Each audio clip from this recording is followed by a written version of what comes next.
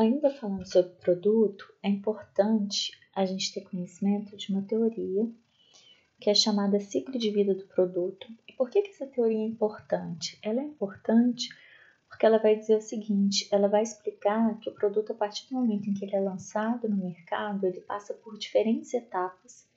E aí, em cada uma dessas etapas, é necessário que as empresas, obviamente, pensem em estratégias de marketing compatíveis com o estágio de vida do produto, ok? Então, a estratégia da empresa deve mudar, uma vez que o produto, o mercado e os concorrentes mudam ao longo do ciclo de vida do produto. Os produtos têm vida limitada, então as vendas dos produtos atravessam estágios diferentes, cada qual com desafios, oportunidades e problemas distintos para o vendedor. Os lucros sobem e descem nos diferentes estágios do ciclo de vida do produto, e os produtos exigem estratégias de marketing, finanças, produção, compras e recursos humanos específicas para cada estágio do seu ciclo de vida. Quais são as etapas do ciclo de vida do produto, então? A maior parte das curvas de ciclo de vida do produto assumem essa forma que é conhecida como forma de sino, quando a gente se refere à teoria do ciclo de vida do produto. E elas são divididas na fase de introdução, crescimento, maturidade e declínio. A fase de introdução, quais são as características? É um período de baixo crescimento das vendas, uma vez que o produto está sendo introduzido no mercado. Não há lucros nesse estágio devido às pesadas despesas com o lançamento do produto. Então, o que eu tenho aqui nessa fase de introdução? Em geral, empresas que lançam produto no mercado são empresas, muitas vezes, que têm departamentos estruturados de P&D, de pesquisa e desenvolvimento, e essas empresas muitas vezes gastam bastante recurso para o desenvolvimento desses novos produtos. E aí, quando elas vão lançar esses produtos no mercado, elas precisam fazer uma campanha de divulgação muito importante para que as pessoas conheçam esse produto e queiram comprar. Hoje eu estava lendo um artigo bem interessante de uma autora, Lígia Fesquini, uma coisa assim, não me recordo direito o nome dela, mas achei bem interessante porque ela diz que ela é engenheira e que ela trabalhava justamente em algumas empresas na área de desenvolvimento de produtos. E aí ela conta que ela achava isso muito interessante, mas com o passar do tempo ela achava que não estava tendo o retorno que ela gostaria e ela passou a buscar outras coisas para fazer da vida. E foi nessa busca de novas coisas que ela descobriu o marketing. E aí, provavelmente, a empresa que ela trabalhava era uma empresa que as áreas não eram muito interligadas, então eles tinham lá que desenvolver novos produtos, mas eles não tinham essa conexão com o mercado, com a forma de divulgar, quais eram as necessidades e os desejos dos consumidores.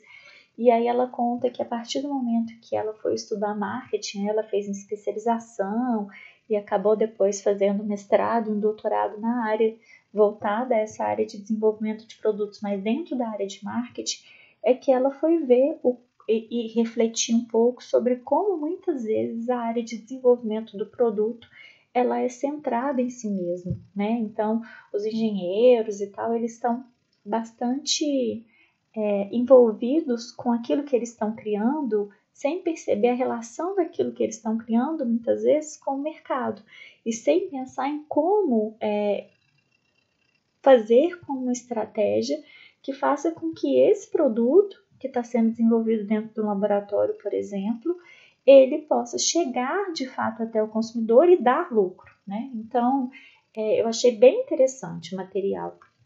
Então, aqui a gente tem um exemplo de produto que está em fase de introdução, uma máquina de lavar que também passa e dobra roupas. No Brasil, por exemplo, eu ainda não vi esse tipo de produto.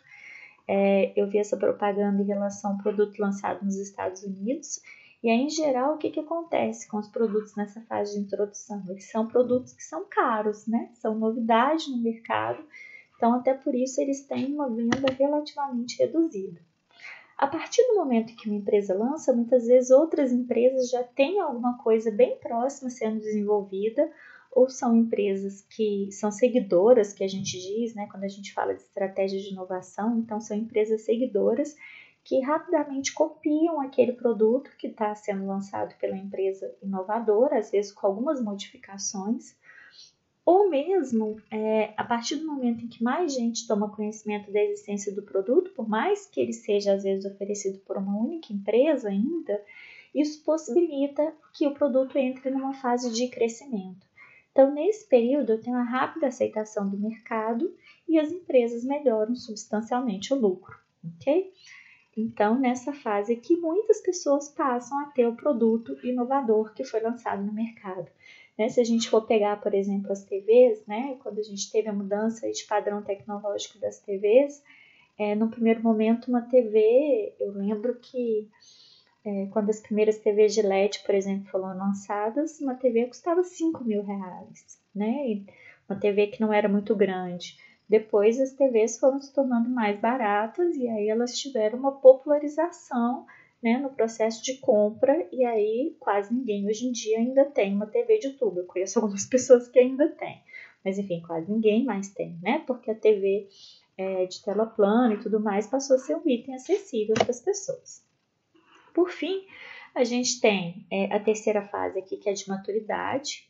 Então, nessa fase, a gente tem o baixo crescimento das vendas, porque o produto já alcançou a aceitação da maioria dos compradores potenciais, e os lucros se estabilizam ou declinam em face do aumento da concorrência.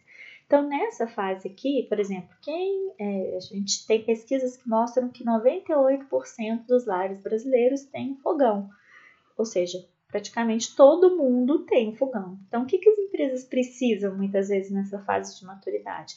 Elas muitas vezes lançam inovações, né? Lançam novas cores, lançam novos modelos, algumas mudanças de design, ou mesmo motiva as empresas a criarem um novo produto a partir daquele produto que já está em fase de maturidade. E a última fase de todas é a de declínio. É um período em que as vendas mostram uma queda vertiginosa e os lucros desaparecem. Então, se a gente for pensar, muitos produtos acabam desaparecendo do mercado, né, depois da fase de declínio. Se a gente pensar nesse mercado tecnológico, as próprias TVs de tubo, né, hoje em dia elas nem são vendidas mais. Se a gente for pegar rádios, por exemplo, toca-fita não existem mais, toca-discos, alguns produtos é interessante porque quando os produtos entram nessa fase de declínio, alguns desses produtos viram itens de colecionadores, e aí é uma outra questão, né? Se eu pego, por exemplo, carros antigos, tem pessoas que colecionam carros antigos, né? Então, alguns produtos eles se tornam obsoletos, mas se tornam itens de colecionadores. Mas muitos desses produtos, ao entrar na fase de declínio, eles acabam desaparecendo do mercado, né? Toca-discos era um produto, né, que entrou em declínio e depois acabou sendo substituído por uma nova tecnologia, e aí hoje em dia quem tem vitrola são pessoas que curtem, né? Algumas empresas inclusive voltaram a produzir vinil, então aí entra numa outra perspectiva. Nem todos os produtos têm um ciclo de vida do produto em forma de sino. Então, aqui um exemplo é o padrão escalonado, em que a gente tem vários ciclos devido a novas características do produto, novos usuários, novas aplicações. Né? Então, o que a gente tem aqui? O produto ele não entra em declínio. Quando ele vai chegando ali no fim da fase de crescimento, ou mesmo na fase de maturidade, as empresas vão lançando coisas inovadoras para aquele mesmo produto, para que ela possa conquistar os consumidores, ou mesmo para que possa fazer com que aqueles consumidores que já tinham o produto se sintam motivados a trocar esse produto, por exemplo, por um produto mais moderno, mais interessante, mais sofisticado. Aqui é interessante também, porque quando a gente fala da curva, né, do ciclo de vida do produto em formato de sino, outra questão que escapa dessa perspectiva é o que a gente chama de modismo, né? Então, o modismo é a moda que aparece de súbito, é adotada com enorme entusiasmo, chega logo ao pico e declina rapidamente. Então, a gente, muitas vezes, produtos que têm a compra estimulada, por exemplo, por protagonistas de televisão ou por youtubers, esses produtos, muita gente quer comprar esse produto ao mesmo tempo, né? Aqui tem uns casos antigos aqui, ó, um tipo de brinco usado pela atriz numa novela, essas pulseiras que eram conhecidas antigamente como pulseiras da Jade. Se a gente for pensar, tem aqueles brinquedinhos de girar na mão, que recentemente foi modismo, né? Então, aparecem essas questões. Em geral, as empresas que conseguem produzir esses produtos, elas conseguem ganhar um dinheiro bom rapidamente, porque as pessoas pagam caro e aí depois ninguém quer mais saber e aí fica até difícil de vender, né? Esse brinquedinho, eu não sei como é que é o nome dele, mas é aquele brinquedinho que tem 3 círculozinhos que as crianças rodam aquilo ali no dedo, né? Aquele produto chegou a ser vendido por R$70 no mercado. Hoje em dia você acha tranquilamente em lojas aí de tranqueiras, né? Assim, de coisas aleatórias por R$2, por exemplo, R$3, né? Então, porque era um modismo e depois acabou o modismo e aí a coisa passa a não ter mais o valor que tinha durante o período em que todo mundo queria comprar. Então, isso aqui também é um caso atípico aqui dentro da perspectiva de ciclo de vida do produto, né? Porque ela atinge o declínio muito rapidamente. Aqui a gente tem algumas estratégias para cada uma das fases. Então, estratégia, por exemplo, na fase de crescimento. Despesas promocionais iguais ou a nível ligeiramente maior por conta da concorrência, né? Então, aqui na fase de crescimento, muitas vezes as empresas que lançaram o produto não conseguem ser as únicas mais a oferecerem aquele produto no mercado. Pode ocorrer a melhoria da qualidade do produto e acrescentar novas características. Pode-se adicionar novos modelos do produto, ingressar em novos segmentos do mercado a partir daquele produto inicial. Algumas empresas aumentam a cobertura de distribuição daqueles produtos ou adotam novos canais de venda para fazer aquele produto chegar a outras pessoas que não compravam. Passam da propaganda de experimentação para uma que visa fidelidade em relação ao produto, né? Então, você não quer mais mostrar como o produto funciona, você quer criar uma relação de longo prazo com o seu consumidor. E aí, obviamente, há um processo também de redução de preços. Para o estágio de maturidade, aqui tem algumas possibilidades, né? Então, eu posso modificar o mercado, então eu posso tentar fazer com que pessoas que não compravam antes, né? Não sei se você se lembra da segmentação de mercado dos não usuários ou dos usuários do concorrente. Então, eu posso tentar converter esses não usuários ou os clientes da concorrência em usuários da minha empresa, é uma estratégia.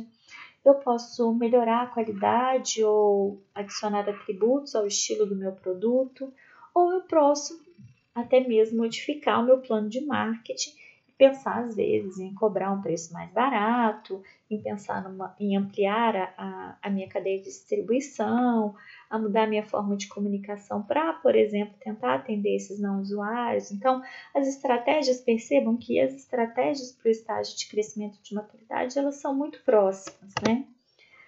E aí, no estágio de declínio, a maioria das empresas não desenvolveu estratégia para lidar com esses produtos em fase de declínio, né? E aí, aqui o importante é estabelecer um sistema que identifique que o produto está em declínio, para a empresa não insistir em ficar produzindo algo que os consumidores não querem mais, né? O caso da Kodak é um dos mais famosos que a gente tem acesso, uma empresa que acabou não querendo entrar, né, no mercado de máquinas fotográficas digitais e permaneceu no mercado que estava e acabou falindo e depois se reestruturando e vendendo outros produtos, ainda é presente no mercado, mas vendendo outras coisas. E era uma empresa centenária, líder de mercado, que acabou perdendo aí, né, todo o diferencial e o processo que vinha desenvolvendo ao longo de muitos anos, por não reconhecer o estágio de declínio do produto que estava oferecendo, né? E além disso, as empresas precisam considerar as barreiras à saída. Então, a questão é como eu posso entrar num novo mercado e abandonar esse mercado, né? Que eu estou produzindo uma coisa que as pessoas não querem mais. E aí isso é uma fase delicada das empresas considerarem, né? A gente tem algumas evidências aqui que mostram que, de fato, essa teoria de ciclo de vida do produto ela pode ser aplicável. Então, bens de consumo duráveis novos apresentam uma clara decolagem. As vendas aumentam cerca de 45% ao ano mas também apresenta uma forte desaceleração quando as vendas diminuem cerca de 15% ao ano. Então, esse comportamento mostra um pouco, né, a fase de crescimento e depois de maturidade dos bens de consumo duráveis. Então, eles se enquadram aí bastante bem na curva de ciclo de vida do produto. E tem algumas críticas, porque é muito difícil identificar em qual estágio está o produto, principalmente quando as empresas vão lançando inovações incrementais e expandindo a linha de produtos, né? Vocês poderiam dizer assim, professora, mas todo produto tem uma curva de ciclo de vida do produto, lembrando que nem todo produto tem uma curva em forma de sino, né? Se eu for pegar produtos naturais, por exemplo, né? Fora as mutações aí transgênicas e tudo mais, uma maçã é uma maçã, né? Desde quando a maçã existe, né? Lógico, processos de melhoramento genético e tudo mais faz com que a gente tenha, por exemplo, maçãs maiores e mais resistentes a pragas e tudo mais, mas para alguns produtos, esses produtos eles existem há muito tempo e vão continuar existindo por bastante tempo, sem que a gente consiga observar, né, esse formato de sino. Mas mesmo os produtos que a gente consegue observar, fica bem difícil de saber em qual estágio o produto está, né? Especialmente se a gente considera ali a transição entre as fases, principalmente ali a transição do crescimento para a maturidade, né? Se o produto está na maturidade ou no crescimento, eu precisaria avaliar bastante a demanda por esse produto, como é que ela está, para saber qual a porcentagem da população que já teve acesso àquele produto, e aí quando você lança inovações fica difícil de saber, né? Porque de qual produto que a gente está falando, ok? E aí aqui é interessante porque algumas empresas elas têm retomado produtos antigos, né, e relançado esses produtos antigos. Então eu tenho aqui, né, a Danone, a Lolo, né, a Nestlé, que relançou o chocolate, antigamente se chamava Lolo, passou a se chamar Milk Bar, foi uma experiência de pouca aceitação no mercado, então eles voltaram tanto com o sabor original quanto com o nome Lolo, né? A Estrela aqui que relançou o jogo Gênios, então muitas empresas, é interessante essa estratégia da Estrela, porque ela relançou inclusive a caixa do jogo, é uma caixa que tem cara de velha, assim, né? Então é bem um brinquedo para resgatar essas crianças, por exemplo, da minha época, que brincaram com esse brinquedo. Então, muitos pais, né, compram os brinquedos para eles mesmos, né, não compram para as crianças. Então, isso é uma estratégia de chamar a atenção desses pais por conta desse relançamento de brinquedos que já existiram muito tempo atrás, né? E aí tem uma última parte aqui para a gente falar de produto, que é a parte de embalagens, que também é uma parte extremamente relevante, faz parte aí, está contemplado dentro do P de produto, porque as embalagens, elas chegam a ser reconhecidas como quase um quinto P do marketing, de packing, né? A maioria das empresas tratam a embalagem e rotulagem como elemento da estratégia de produto, mas ela é tão importante que, em alguns casos, né, chega a se falar dessa questão do quinto P do marketing e do packing. A embalagem ela inclui até 3 níveis, então ela tem a embalagem primária, que, por exemplo, se eu estou falando de um vidro de perfume, essa é a embalagem primária. A embalagem primária que contém o produto, ela vai dentro de uma embalagem secundária, que é essa caixinha bonitinha aqui, né, com o nome do produto e tudo mais. E aí eu tenho a embalagem de remessa. E a embalagem ela é importante porque ela é o primeiro contato do comprador com o produto. E se ela for eficiente, ela atrai o consumidor e estimula a escolha pelo produto.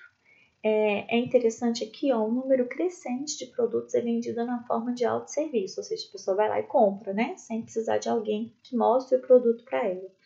Em um supermercado médio, cerca de 15 mil itens, o comprador comum passa por aproximadamente 300 itens por minuto. Uma vez que cerca de 50 a 70% de todas as compras são decididas na loja, a embalagem eficaz deve desempenhar as tarefas de atrair atenção, descrever os aspectos do produto, criar confiança no consumidor e transmitir uma imagem favorável. Então, todas essas questões, se uma boa embalagem consegue fazer isso, né, ela consegue convencer o consumidor ali, já que 50% a 70% das compras são decididas naquele momento, ela consegue convencer o consumidor a levar o produto daquela empresa, né? Chama atenção, atrai o consumidor para que ele possa comprar aquele produto. Tem uma questão da embalagem vinculada ao poder aquisitivo, então o aumento do poder aquisitivo do consumidor significa que ele está disposto a pagar um pouco mais pela conveniência, aparência, confiabilidade e prestígio das melhores embalagens.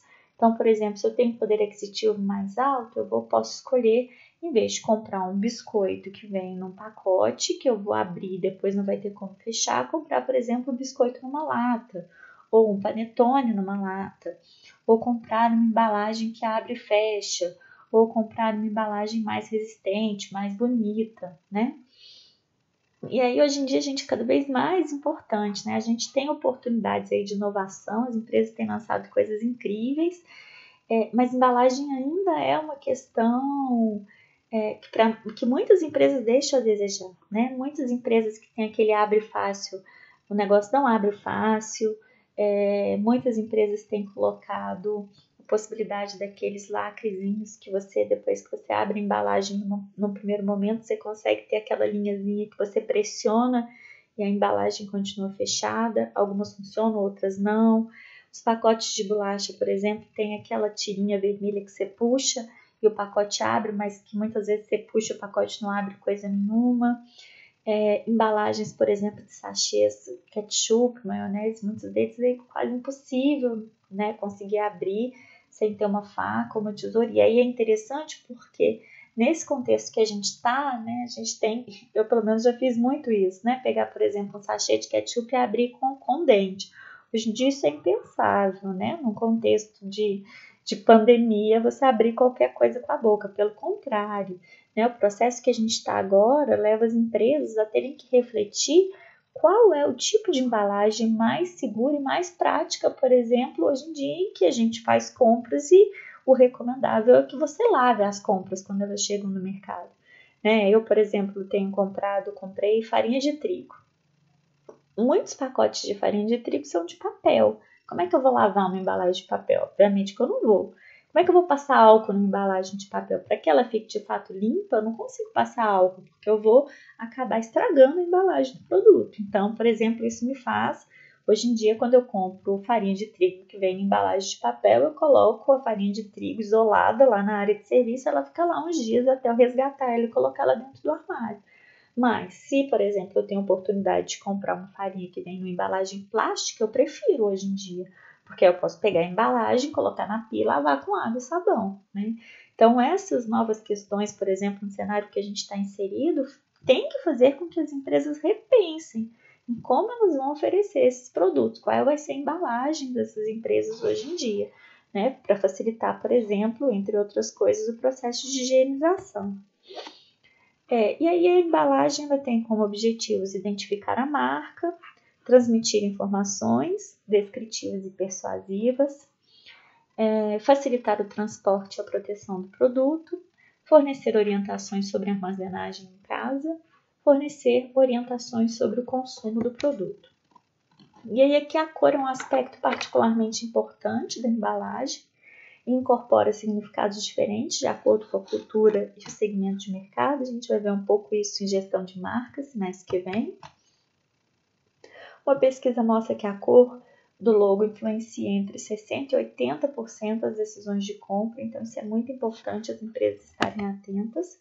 E aí aqui a gente vai ter alguns exemplos que eu trouxe para vocês de uma reportagem do UOL que mostra que a troca de embalagens em alguns casos pode aumentar em até 257% as vendas dos produtos. E aí aqui, esse é o exemplo, né? Era uma empresa que vende cogumelos e aí ela mudou dessa embalagem, do baldinho, para essa embalagem aqui. Então, ela ficou com... Isso aqui tem mais cara de embalagem de restaurante, né? Isso aqui tem uma cara mais de uma embalagem mais gourmet, tem aquele processo que eu comentei com vocês, então você rasga aqui, né, a embalagem, e depois ela ainda fica com um lacrezinho aqui embaixo. Então a empresa conseguiu vender 257% a mais cogumelos por ter mudado a embalagem.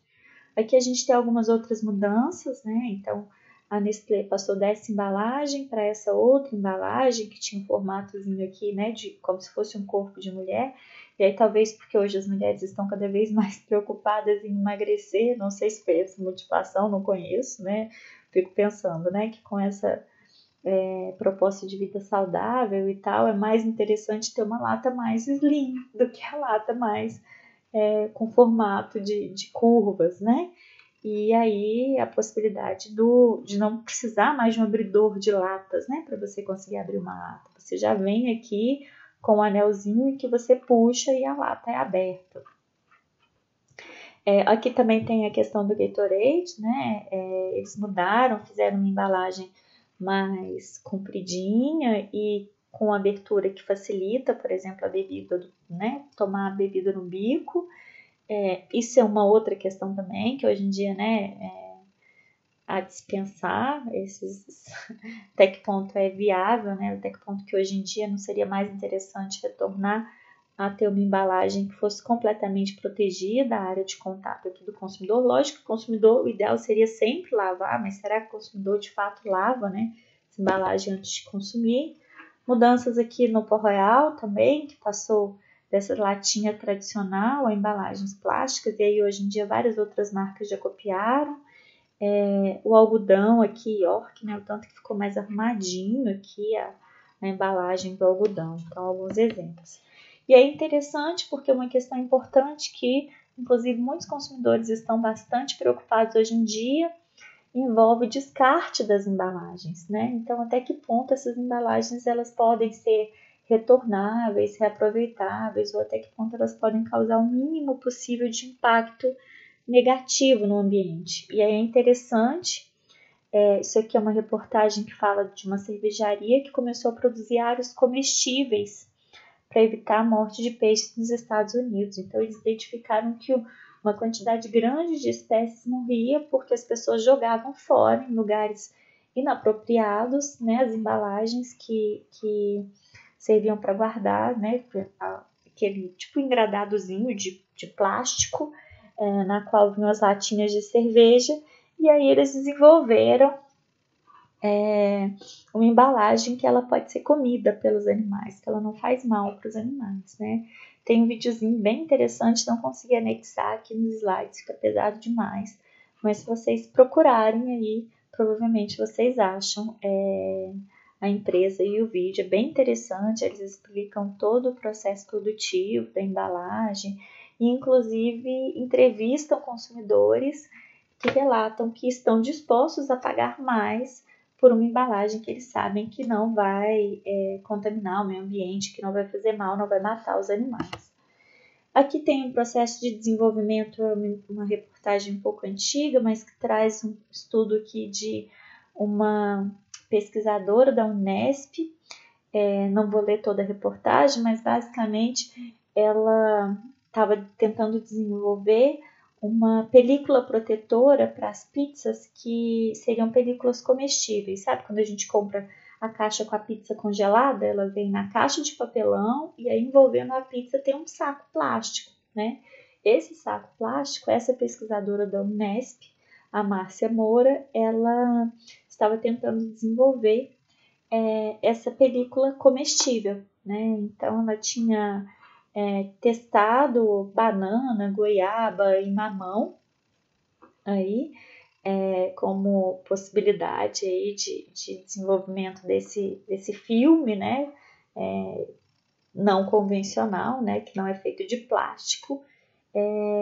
E aí também são iniciativas de reduzir a quantidade de materiais descartáveis na natureza.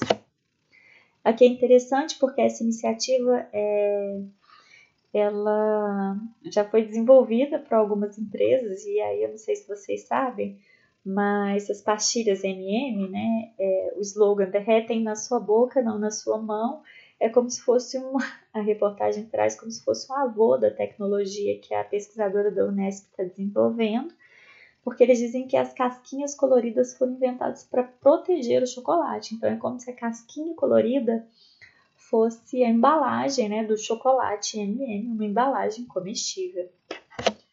E por fim tem a questão do quanto as embalagens também precisam ser desenvolvidas dentro de uma perspectiva responsável. E aí aqui tem um caso da empresa aqui Ferreiro, né? Eles produzem o Kinder Ovo aí, e a empresa foi denunciada porque em alguns lugares eles estavam utilizando aqui a presença de óleos minerais aromáticos na embalagem de chocolate, e esses óleos são potencialmente causadores de câncer. Então, a empresa teve que suspender os produtos nos quais foram identificados, né, esses óleos aromáticos. Não é o Kinder Ovo, foram algumas barrinhas, por exemplo, de chocolate. E aí, em alguns mercados, a venda desses produtos foi proibida, né? Infelizmente, não foi o caso do Brasil, né, que a gente ainda está muito atrasado em termos de direitos e de cuidado mesmo, né, de algumas empresas com essa questão de proteção do consumidor em relação ao que é adicionado nos produtos, e mais ainda a cada dia, né, com essa liberalização, por exemplo, do uso de agrotóxicos recentes, né, agrotóxicos que já foram banidos no mundo todo e que voltaram a poder ser usados no Brasil a partir do atual presidente, enfim. Infelizmente a gente não está muito atento às coisas, né, que fazem tão mal à nossa saúde assim. Bom, nosso próximo conteúdo então, a gente vai falar um pouco sobre P de preço.